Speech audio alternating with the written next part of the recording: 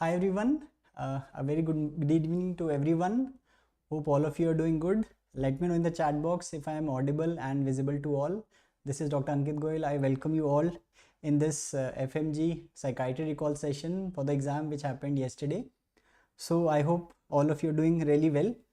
So, I'm sure now, this is the time to relax yourself. So don't worry about the outcome now. You've worked really hard for this exam and try to relax, try to unwind yourself. And also, I would like to wish all of you a very happy Lori and happy Makar Sankranti. And I wish that the festivities bring lots of good health, happiness, and success to all of you. Now, before beginning, now there are some exciting offers at PrepLadder.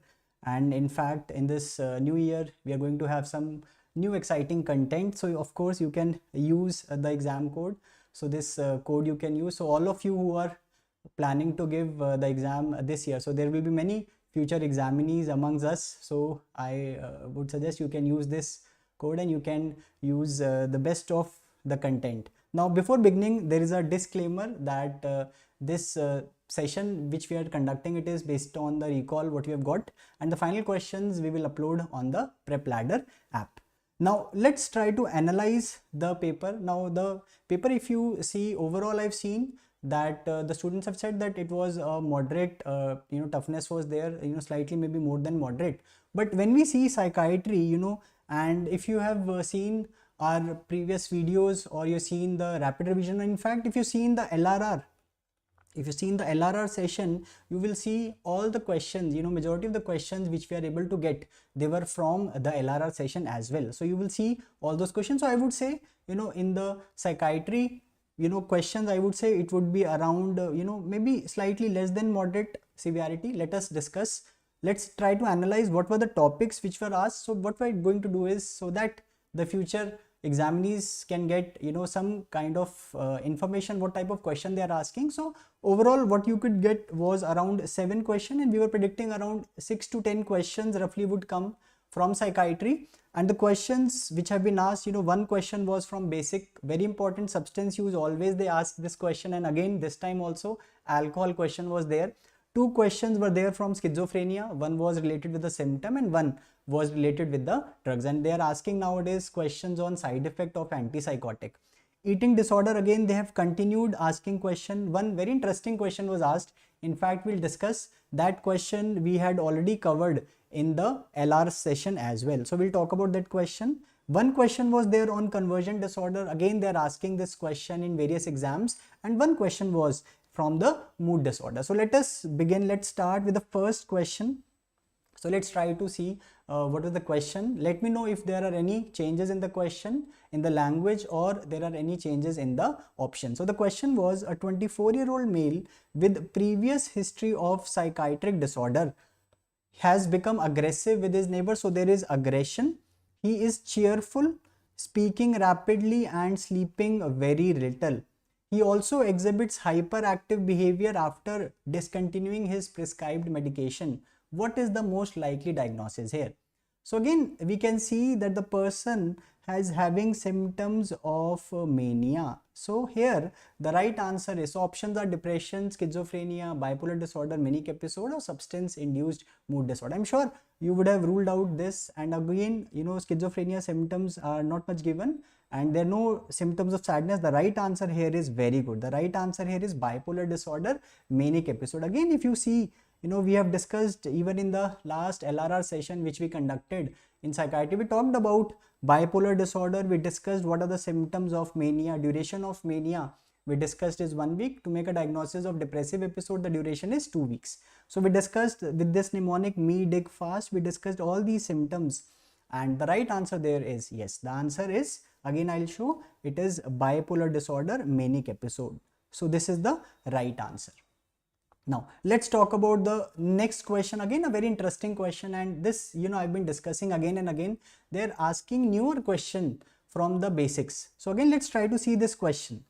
A doctor asks a patient about her age. So the question is about the age. Let's see what is the response of the patient. The patient responds, and the patient says, doctor, I am from a village. We are married at very young age, at 12, with my husband, who is just 5 years older than me.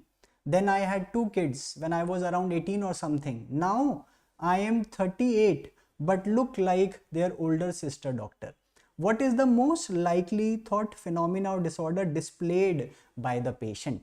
Now we have asked a question to the patient, and can you appreciate the patient has given unnecessary information, but ultimately the person has reached the goal.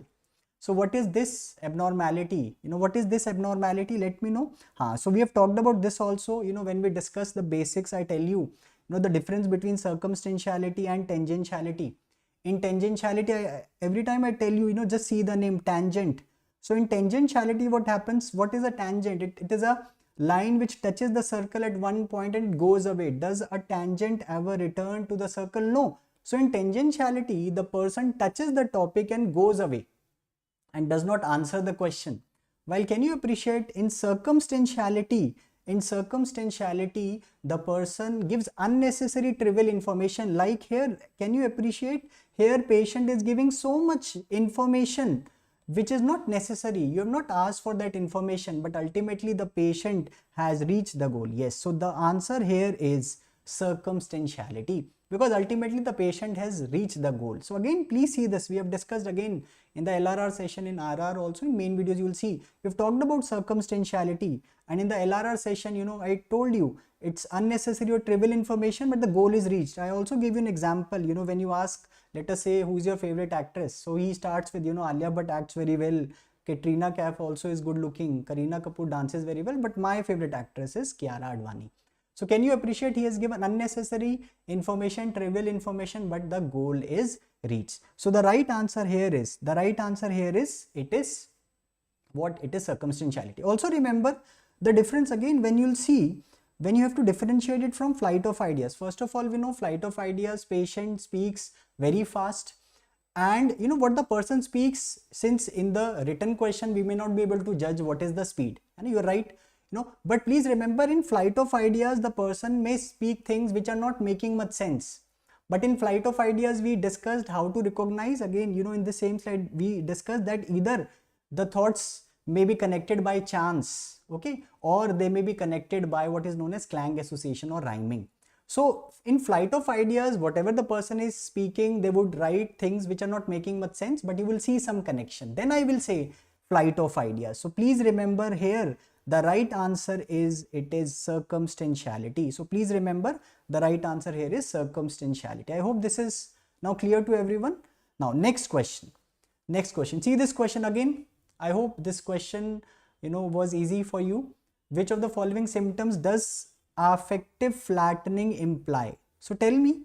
I hope by both the two questions are clear, and just see the options also again. If you can tell me any change in the option, we'll also do that. Now this is the third question. See this question.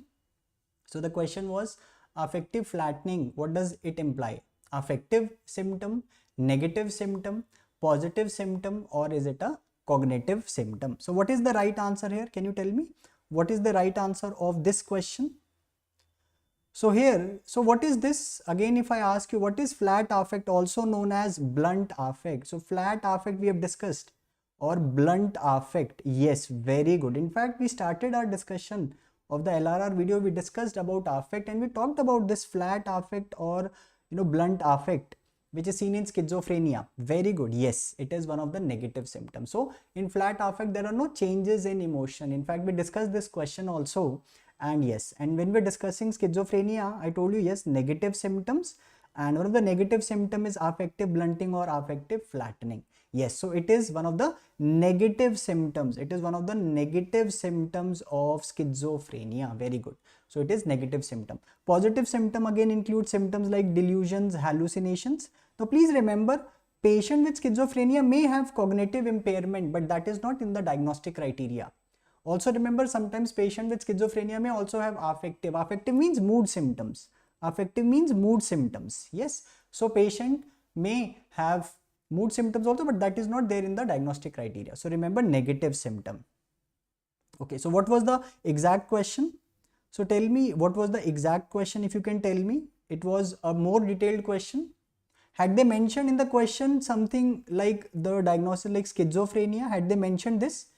That in schizophrenia, So please see this, let me know if there was any change in the language. It will be very helpful for the future examinees, so that they get an idea what kind of question they are asking. Was it a simple one-liner question, or was it a clinical type of question they had asked? Like this question which we had discussed, even in our LRR session, we discussed this question, was something like this, that family member report that patient is not happy, not showing emotions during happy or sad events.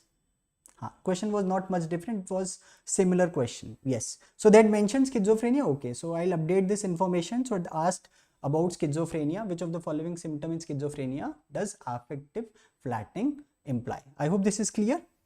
Right, so the right answer, I hope it is clear, it is negative symptom. Right, now let's talk about this question.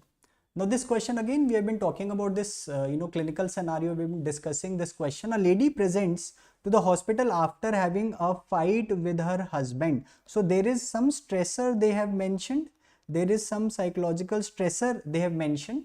She reports that she is unable to speak. So there is some kind of neurological symptom, she is not able to speak. So there is mutism.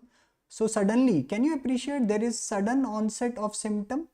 However, all the neurological and physical examination are normal. So you're thinking that maybe the person is having some neurological condition, but when we examine neurologically, physical examination, everything is normal. And also they've mentioned she does not seem to be concerned about her condition. What is the most likely diagnosis? I hope this was the question. Options are somatic symptom disorder, malingering, la-bella indifference, or generalized anxiety disorder. See this question. See this question, yes. So that question we have discussed initially, the answer was bipolar disorder, mania. See this question, let me know if there was any change in the language of the question or in the options, so that we can update when we'll post those questions. Okay, can you tell me anybody? Let me know if this was the clinical scenario. So can you tell me the diagnosis? In fact, if you ask me the diagnosis here. So again, we have been talking about this condition, conversion disorder. Remember we discussed conversion disorder. I told you there also that patient comes with some physical symptoms. So in the topic of somatoform and related disorders, we discussed that patient comes with some physical symptoms like in this case, but usually there is no bodily cause. Okay, so physical examination, investigations, usually they come out to be normal. And one of the first disorder we discussed was conversion disorder. That is functional neurological symptom disorder. So we discussed the patient has neurological symptoms, maybe sensory, like there is deafness, there is blindness. Here it is, patient is not able to speak. There may be motor symptoms, for example, pseudo seizures. So here the diagnosis is conversion disorder. And one of the important phenomena which they have shown in the question is la-bella indifference. Can you appreciate? Patient, they are saying that patient is having a symptom, a serious symptom, but does not seem to be concerned about her condition. So this is la-bella indifference. So the right answer here is la-bella indifference. So again, very important. They've been asking, again, conversion disorder is a topic recently. In INI-CET exams, previously they've asked question on conversion disorder. They've talked about epidemiology, and this question they have asked again in the FMGE exam, in the yesterday's exam. I hope it is clear to everyone, right? So the answer here is, it is la-bella indifference. Let's move to the next question. Again, this topic was asked in the 2024 FMGE exam, and we discussed about the list of antipsychotic causing weight gain. So let's see the question. A 28-year-old woman diagnosed with schizophrenia was prescribed olanzapine. What is olanzapine? It is an antipsychotic drug. It is a second generation. Remember, it's a second generation antipsychotic drug and had been compliant for several months. So patient was taking the medication. However, the patient discontinued the treatment. Which of the following is the most likely reason for her discontinuation? Again, let me know, there are some discrepancies in the options. So some of the options which I could recollect was bad taste, NMS, neuroleptic malignant syndrome, acute dystonia, weight gain. Now, when we were discussing antipsychotics, we discussed antipsychotics can cause EPS. Usually we discussed EPS maybe more with first generation. With second generation drug, we discussed metabolic syndrome. If you could remember, we discussed metabolic syndrome. metabolic syndrome such as weight gain. So that is more usually with second generation drug. So what is the right answer here? So this was the exact question, right? Options, please see once again, please see the options. If there are any changes in the options, so I'll update those options also, let me know. So again, when we were discussing in the LRR also, we discussed this table, antipsychotic induced weight gain. In fact, we discussed that this question was asked in the January 2024. Sometimes they may repeat the topic. So we discussed two important drugs, clozapine and olanzapine. They are, having high risk of weight gain.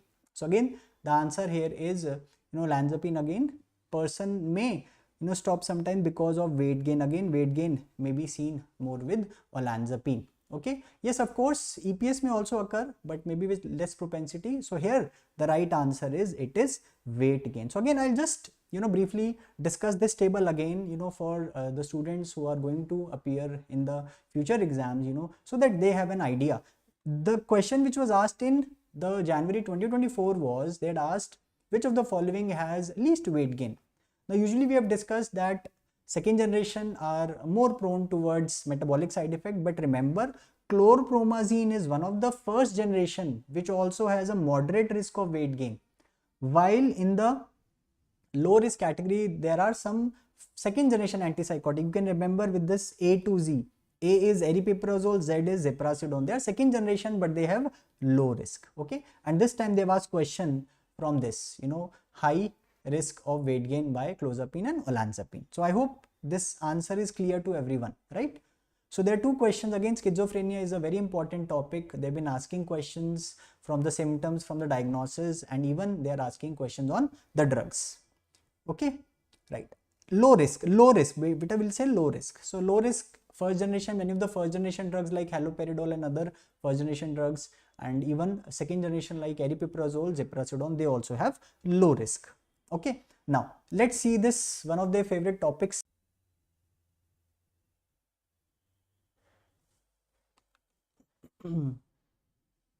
Hello,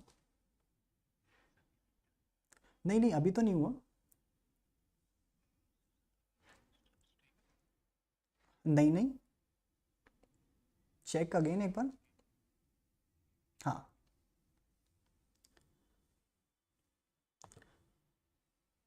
right, I hope it is clear now. There was some, I hope now it is. Let me just repeat this question. So let me just repeat this question.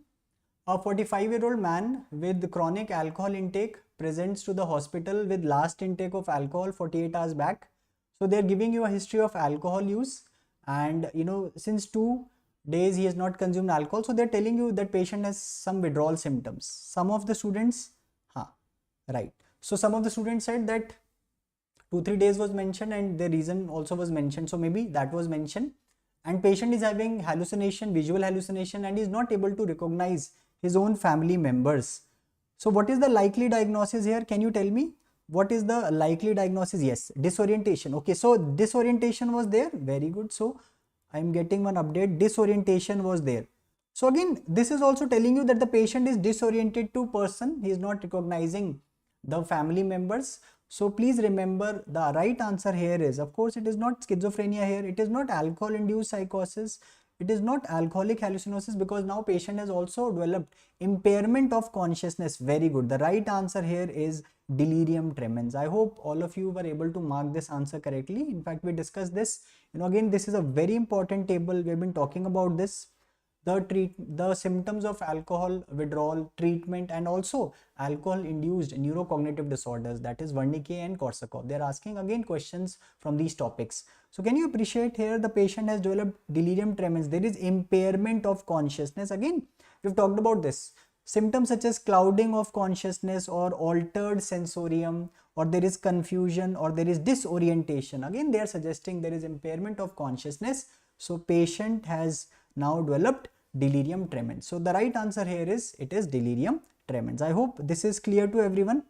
Of course, you will also see this question maybe in pharma also. Yes, but remember here they have asked about the diagnosis. So I'll say more towards psychiatry. So right answer here is delirium tremens. Now let's see one more question. This is a question from eating disorder.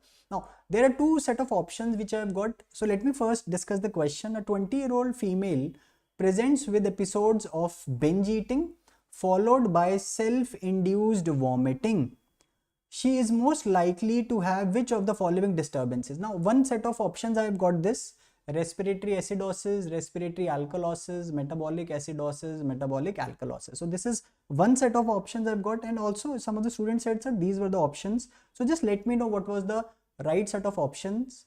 Again, we have talked about this when we were discussing, in the LRR session: hypokalemia, hyperkalemia, hypernatremia, hyperchloremia. So these are the two set of options. So let me call this as A, let me call this as B. So let me know what were the options. If you can tell me, were these the options? So if these were the options, then the right answer is the patient is having a metabolic alkalosis. So they had mentioned the pH. Okay, very good. So they had mentioned the pH also was mentioned. Again, what is happening? The HCl is going out. Patient is doing self-induced vomiting. So HCl from the stomach, it is going out. Patient is developing metabolic alkalosis. So please remember, again, HCl, chloride is also going out. So it is hypochloremia.